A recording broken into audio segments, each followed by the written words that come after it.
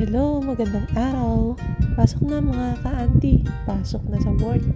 Panibagang araw, panibagong pasok.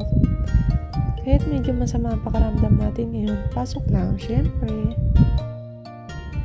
Actually, tinatamad ako mag-content ngayon. Kasi hindi ko alam kung anong ikaw-content ko. Mabuti na lang habang nasa bus ako, nag-scroll ako dito sa TikTok. At nakapanood ako ng isang inspiring video. Isang mini vlog ng isang content creator na nag-umpisa rin dito sa TikTok. Meron siyang TikTok shop. So, ayun, shinare niya yung experience niya. So, after 1 year, nakapagpatayo na siya ng sarili niyang bahay. So, ayan, video na ulit ako. Na-inspire ako eh. Katulad ko, nahihiya rin siya sa camera sa umpisa. At saka wala rin siya mai-content. Pero dinire-diretso na niya lang. Mababa rin yung mga views niya. Di pa nga umaabot ng 300. Pero, sige, go pa rin. Kaya, ito ako ngayon. Video na ulit. Wala nang hiya-hiya to. Nagwo-work nga pala ako as part-time staff dito sa restaurant na to. So, ang pasok ko from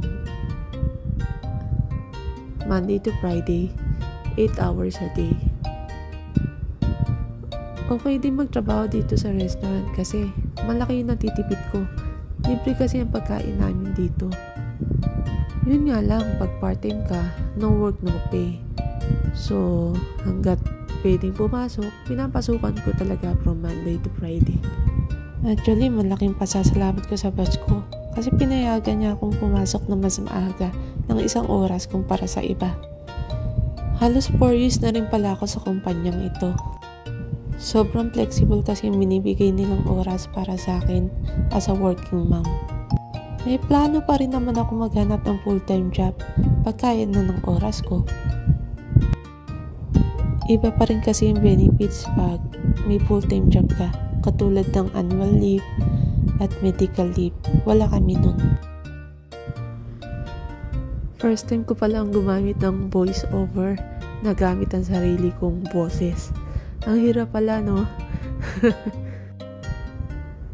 Siguro sa mga susunod na content ko, puro voice over ang gagamitin ko para ma-practice. Diba? Tama ba? Kaya lang problema ko ngayon, hindi ko alam kung ano ang susunod na i-content ko. Ang hirap mag-isip. Baka may suggestion kayo. O baka sumayaw na lang ako o kaya kumanta. Gusto nyo yun? Naku, wag na lang. Baka lalong mawala ang mga views natin. Magtakbuhan sila. Medyo marami pa akong gagawin. So, hanggang dito na lang muna. See you next time. Bye!